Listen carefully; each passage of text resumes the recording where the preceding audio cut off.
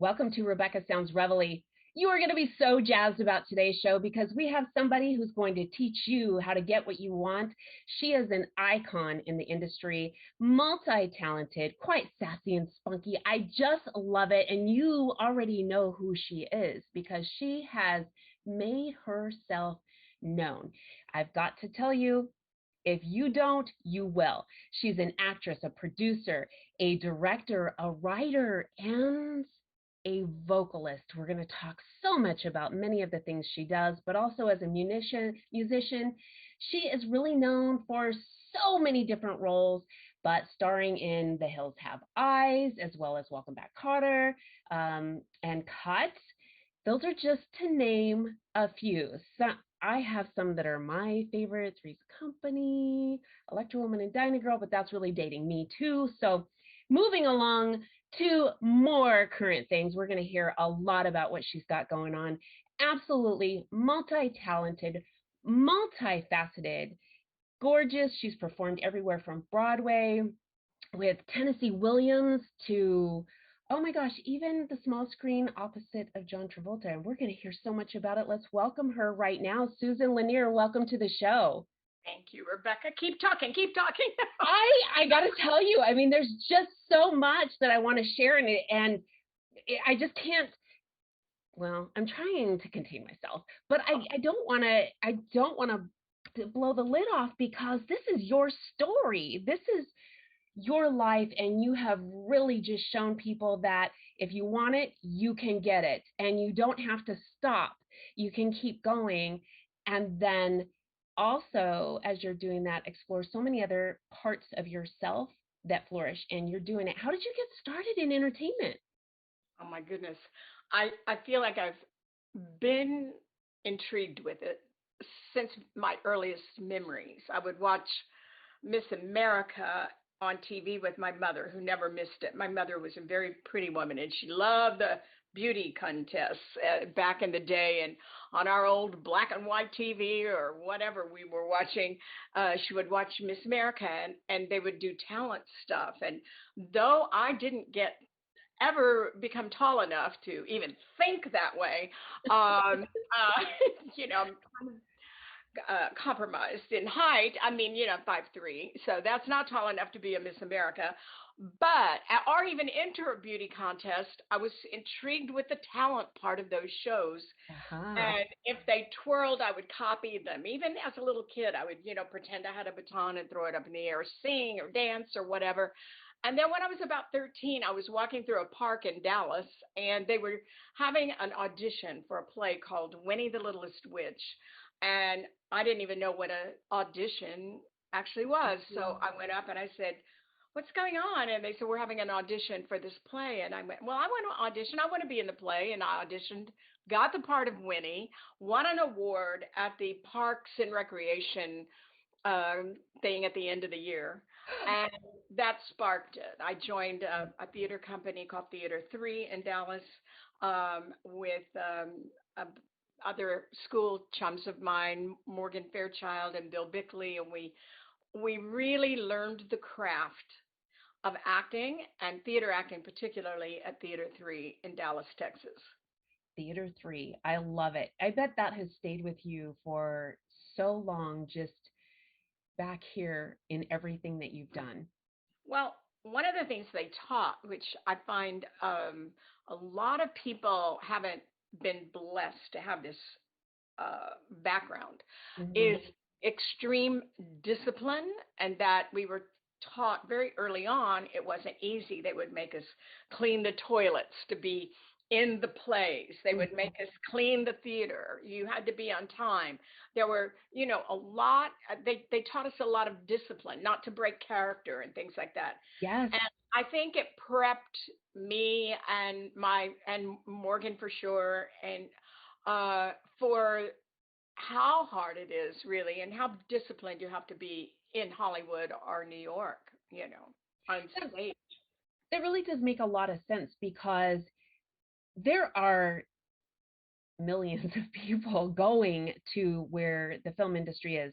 So everybody went west to go to Hollywood to break into the business, and now people are doing Atlanta and in Texas, and I guess even Louisiana is starting to be something. But when you're competing and you've got to set yourself apart, I mean, you really have to know your craft and be able to stay so focused so that you can move beyond and also accept direction. Totally. I sometimes refer to this. I teach a little on-camera acting class on Zoom. I started that back up. I used to teach in the old days in LA. I had a huge class, and then I quit to do music and other things. And I start during COVID. I thought, well, maybe I'll teach again. And I had a little group, and what I try to teach is, if you get directed in a scene, you don't question the director, our teacher. Um, they're right. You know, Particularly if you're not a huge name and you just want to work, you've got to follow direction. And I have some of the newer students don't realize that even if the direction is not what they agree with, you know, you have to follow it. An actor's job is to follow direction. Yes. A director's job is to direct actors. And the writer's job is to create the project. The actors really have to learn that they're kind of like third on the totem pole in terms of, having to make creative choices. Yes. You have to take direction. Yeah. Yes, and it's not about an egotistical focus here, because it's about what are we going to get in this frame that conveys what we need to do in this amount of time per the script. It's not about you or whether you didn't do it specifically to this in the overall scheme. It's what is it going to be that's going to get this to the next part. It's really interesting how this works, and it's really, let me ask you, from going to being on the one side and then actually teaching it, what do you think? I mean, that's got to be so inspiring. I just started this young girl, an actress in San Francisco, who was working with the ACT. I was friends with her aunt, and we had lunch, and she called me out of the blue and said, would you consider teaching me privately? And I said, yeah, I guess so. I didn't start teaching a class to be a teacher again, because I do my passion projects even during COVID. And I found that I was really enjoying working with her on a one-on-one. And I said, would you be interested if a couple of other people stepped in and we worked as a group? Because I think to do scenes, it's good to be working with a partner. Yes. And she wanted to do that. And so I have it small, it's just once a week, and it's film technique. And I really teach things that I was never taught. And I studied with some of the greatest acting teachers in the world, and they could not have been better, like Uta Hagen, and I worked with the Actors Studio and Lee Strasberg, and I knew Sanford Meisner. I worked with him. Oh, wow. And it's like, so I worked with the great ones, Yes. but nobody ever mentioned how to act on set. Matching your blocking and the master takes and a lot of film technique, that little tricks that work for camera. And so I figured, okay, I can set myself apart from the other teachers who just teach scene study, or, the character's motivation or objective or whatever. You can read about that in books. But actually getting up and doing it. So it's really a workout more than anything. It's a workout for on-camera work. And that's what a workout. But that's good, though, because doesn't that challenge you mentally also, because of the different learning styles for the people your clients that are coming to you? Oh, yeah. I mean, one of my students also works with I think it's the Royal Academy. She's working with a British teacher and me, and she works with a couple of people simultaneously. I think every teacher has something to, if they're a good teacher, I think you can learn something from every teacher that does it. And I think when you get what they have to get, then you move on and work with someone else or whatever. I mean, I personally can stay with teachers for a long, long time. Sure. And also, I've been working with a teacher, a director in New York. I just got back from New York a few days ago, and I know. I had a great time, and I was working with Lyle Kessler, who wrote the play Orphans. He heads up the directing and playwright division of the Actors Studio in New York, and so he has a group. And all through COVID, I was doing scenes as an actress to keep me from going nuts, and it was just fabulous. I just had a great time. So I went to New York, and he had moved the class to in person for the first time since COVID started. And Wow. I flew to New York and actually did a scene at the theater. So it was really great. Well, how do you like, in comparison, compare and contrast between theater and film? Which do you think really resonates more? I mean, you've done so much work. So Thank you. I like theater. I mean, I will never turn down a really good film role. I'm pinned for a role right now with Patricia Arquette. Oh, please God, I'd love to get it. Love it, love it. So I'm pinned right now for a role. I don't know if I'll get it or not. These it's always a crapshoot. Sure. But I love both mediums. But if you said, okay, you have to pick one, I love to be in front of an audience. I love to do my cabaret show. I have a one-woman cabaret show. I love it. So I did that for years here, integrating my music with comedy, stand-up comedy.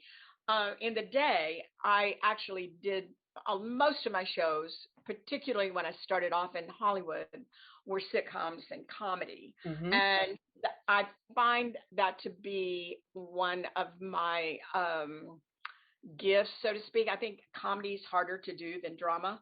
And so I actually did stand up professionally on Tony Orlando and Dawn's show and did a lot of sketches with George Carlin.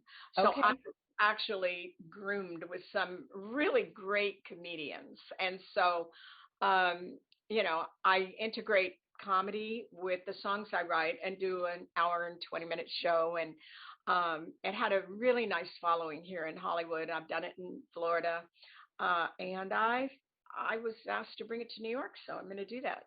This is absolutely exciting because, like you said, I think comedy really is a little bit more difficult because you have to really position everything that you say in a way that's going to be taken receptive and spot on when you deliver it. So that really is a lot of work. And I think it's neat how well balanced you are, and you can take those things and maneuver them in other areas that you're doing. I want to talk to you a little bit about your you as a vocalist and a musician. Can you share with us a little bit about that?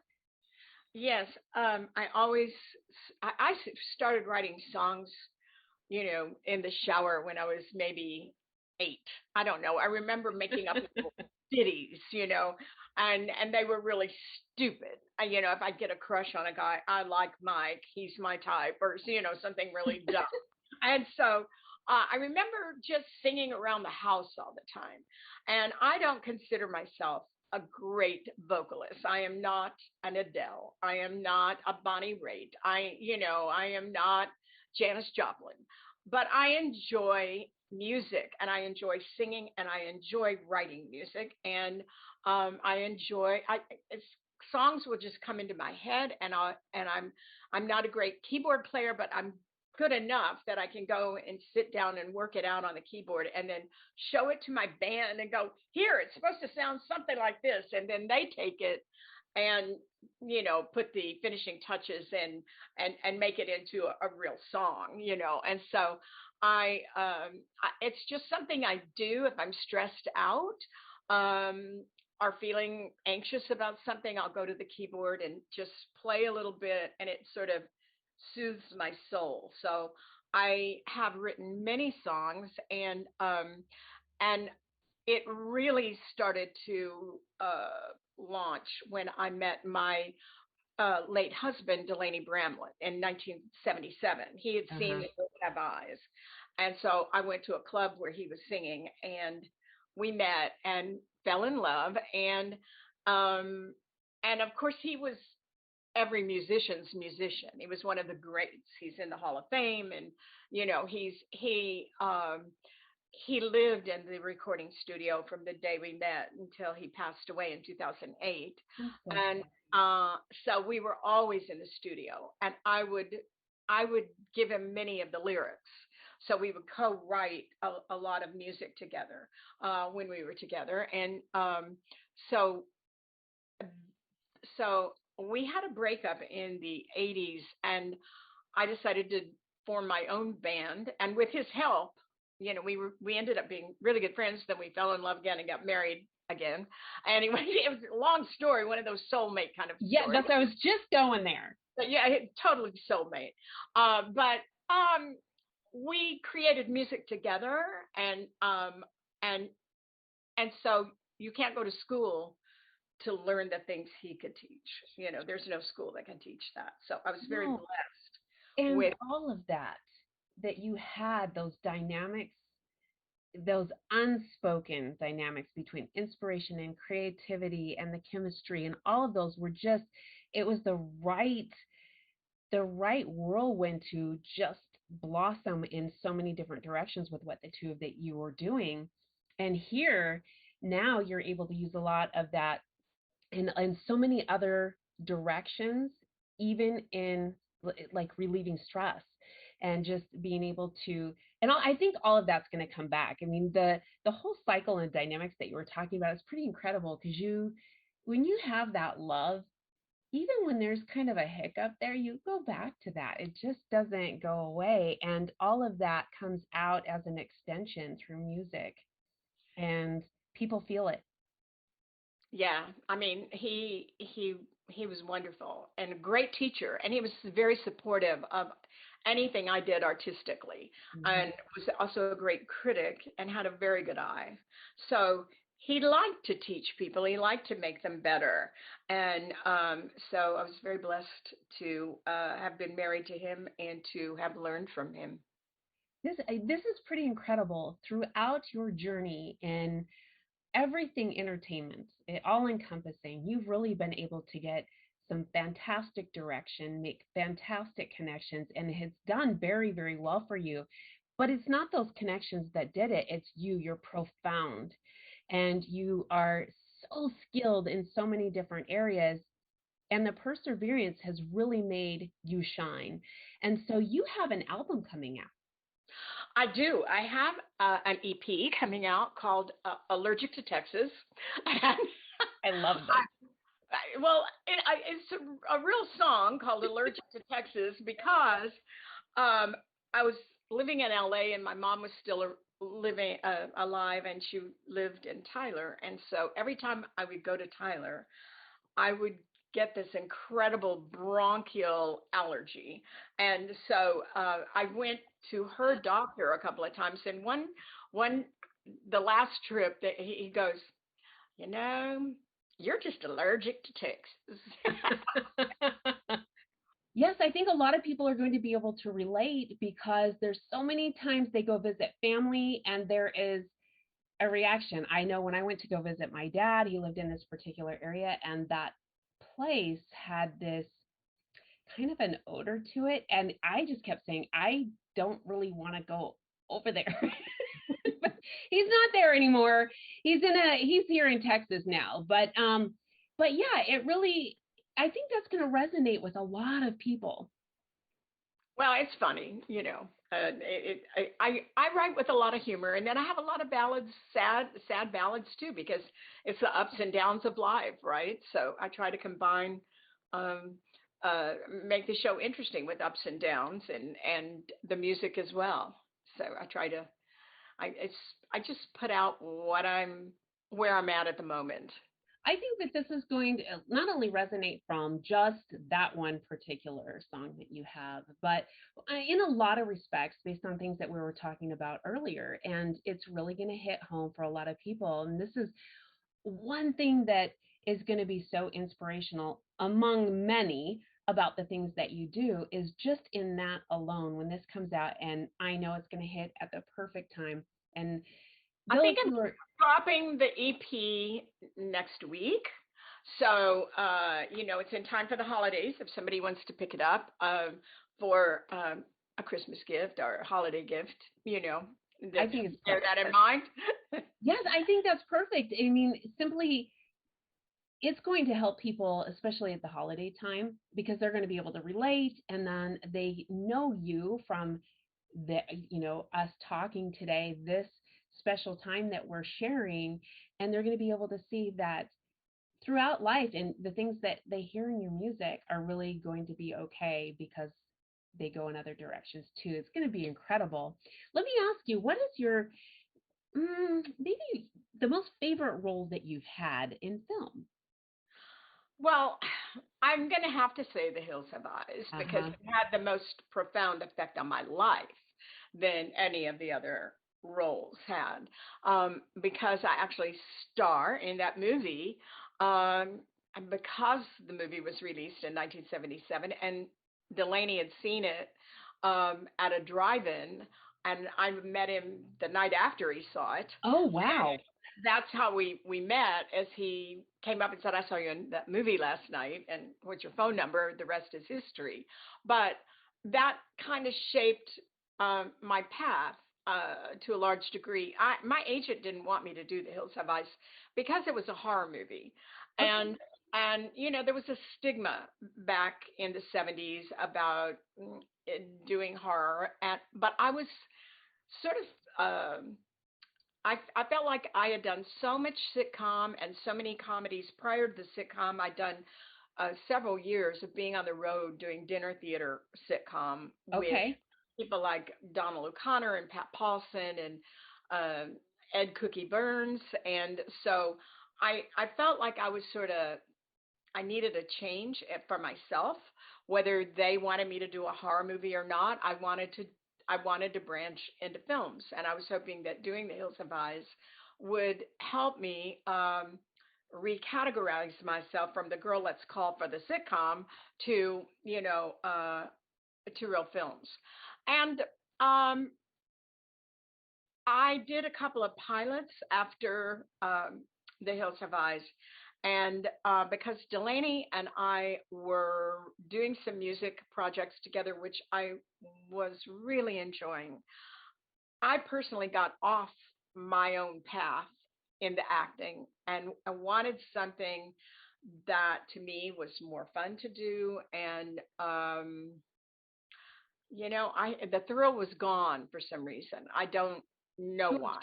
I just had been an actor my whole life, and you have so little control when you are an actor at that in unless you are the executive producer or unless you can create your own projects. Now, back then, it was way too expensive. Now, it is very easy to create your own content and to Mhm. at least launch something through social media where you can get the attention of an audience and then take it and get somebody to back it, do a GoFundMe, do an Indiegogo or whatever they Yes. do, and get your thing launched and get a film produced for not too much money. You can go low budget if you have to try to get to the next level. A lot of the stars that are starring in movies today are their parents are movie stars, and Mhm. and the door just automatically opens, and they're already born into some of the biggest agencies in Hollywood. So Yes. I feel that that the opportunities are not as fair as they might have been when I first started off, and just hard work and theater. And, there's always been nepotism, but Yes. nothing like I see today. That's Nothing. interesting. That's really interesting. And I've talked to a lot of ladies in film and over the years and what they've had to do to get where they're at. And yet there's still so much here in the world, that the climate that we're in, that just sort of, you feel like that mask should have been gone. Well, like I said, there's always been nepotism and doors open for movie stars' children, but not the way that it is now. I mean, now it's just if you're, I won't throw out any examples just because I won't, but it's just easier if you're. Easier to star in a film if your mom is already a huge star, your father's already a big director, and so Sure. I'm not sure some of those people would have made it if they started off without a parent, that opened the Skill doors. set wise. Hmm. Hmm. And so there are a lot of things that are working against someone new in the business. However, um, because social media has opened up, there's so much need for content, and it's cheaper and easier to get content made now. It might even out the playing field a little bit. Okay, that's interesting. That's really interesting, because there's so much that has been Hollywood or known in Hollywood, and then seeing what we're seeing now. It's really, it, it's very interesting to watch how this has, the playing ground has been kind of laid out. And I like what you're sharing as far as, well, all of it, but when it really focusing in on what you were talking about, where other people have opportunities that they may not have had because of being a content creator, being able to, on a lower scale, being able to actually write, direct, produce, be in, and then submit to Amazon Prime, Netflix, Hulu, and some of the online streaming mediums. I have three new projects that I'm doing with a producer named Brooke um, Lewis Bellis. And Brooke is a kind of scream queen, really dear friend of mine. And we like to work together. And I'm a senior to her. I'm more mature than she is, but we end up doing these projects together, and some of them are low budget. And but she is a hustler, and she works 24 hours a day creating content. And we did a couple of COVID, uh, where we shot it in the house, projects. One called Red Rooms that I think that she's Ooh. shopping to one of the one of the Amazon whatever. I don't know where she's shopping it. That's not my job. I just acted in it. But we did a comedy before COVID started, the month before it started, called Stripped with Casper Van Dien, and then we have another project called Leave Quietly, and they were really fun, and it allowed us to continue to act during COVID when all the studios were shut down. So just like my EP, like in the old days, you had to have a label, Yes. you know, and you had to be signed, and that label had to put a lot of money behind you, and it was impossible to release your own project. Now you just put it up and do a little advertising, throw it on Facebook and TikTok and It's true. Instagram, Twitter, and you have control over, you may not get the sales a big, Warner Brothers Music would get for you, but you have more control over what you put out now. I And it makes, so, you know, you can go wait tables and still sell music, Well, yeah, and back then you were really trying to have to break into something by by waiting on tables and things like that. I'm really jazzed about the things that you've got going right now, because you are an absolute incredible influencer on so many levels. And I would love the audience to follow everything that you're doing, because you are an inspiration. And anybody who says, I'm not so sure if I can do this.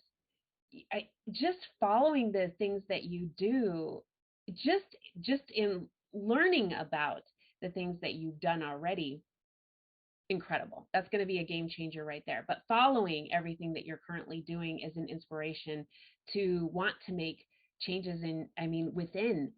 So I really want the audience to be able to connect with you. I want them to get a hold of your album as soon as it's released. Boom. And so do you want people connecting with you on social media or Yeah, yeah. great. I'm Susan Lanier, and I'm at and I'm also known as Suze Lanier-Bramlett, and I do a lot of music under Suze Lanier-Bramlett, and so I have Facebook pages under Susan Lanier and Suze Lanier-Bramlett, and then Instagram. If you type in either name, I'll come up. But I'm on Twitter and at Susan Lanier and Facebook and Instagram. And I don't know what name I'm using on TikTok because I don't do it very often. But I think I might become a little bit more engaged with TikTok. I think that would be fun. Everything. Yeah, I think that would be fun. Maybe even doing some lives as you're with, just even some snippets of your album as soon as it releases on there. And I think that people are really going to resonate with that. So many ways, so many ways. Yeah, I kind of, well, I've been focusing on writing a book. And so I've kind of slowed down on my social media chops, which I need to groom a little bit so that I can keep up with the changes because there's so many, everybody's doing, it changes by the day, that social media and what people want to see. Yes. So, but I am writing a memoir about living in New York in 1967. And it's very dark, and it's a new for me. I've written for TV before a little bit, but this is my first book, and so I'm getting such a thrill out of doing it. So please watch for that too when it's released. Oh, this is going to be even better because we'll be able to really visualize a lot of the things that, as you know how we talk and you can kind of get bits and pieces in a conversation, but when you sit down and read a book and you want to go back a couple of sentences so you can really get that fluid visual inside your head going, this is gonna be pretty incredible. Well, it's the memoir's not my whole life. I started thinking maybe I would do that because people were asking me, "You need to write a book," and I realized that if I enjoyed, this is 6 months of my life, just 6 months, and it, like I said, it's very dark, and then we'll see if I go to the next one. But Love it. there was too much to put in for a whole book. I love it. And I love that there could be potentially even more. I happen to be a reader and I love to be able to understand things and connect in such a way that is a little bit different than vocal conversation because there's a lot when you actually can smell and hold and you get to use so many senses within that. So I'm really delighted that you have taken a few minutes out of your day, more than a few minutes, to spend some time with us so we could get to know you and be inspired by you, along with being able to just share your journey. And I really do thank you so much. I thank you, Rebecca. This has been fun, and I've loved talking with you. Likewise, I got to have you back as soon as you're releasing anything. We're going to send it out because we definitely want to make sure that the audience can follow everything you're doing. Absolute great example. I would also like them to get connected with your acting classes. Oh yeah, DM me on any of my social media and just let me know your name and your phone number or whatever, and I'll give you my contact information. So just DM me and I will get right back to you. I love it. Thank you. Thank you. Happy holidays, everybody, and Rebecca, have a wonderful holiday. Yes, happy holidays to you too. Thank you. Thank you.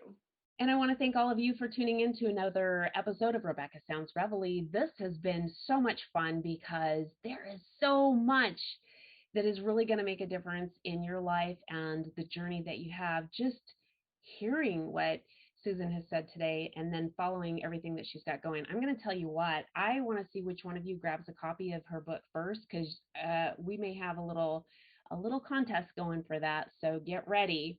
Same thing with the release on her album. I'd want to see it in the comments, and I want to hear everything about it so we can get the message out there.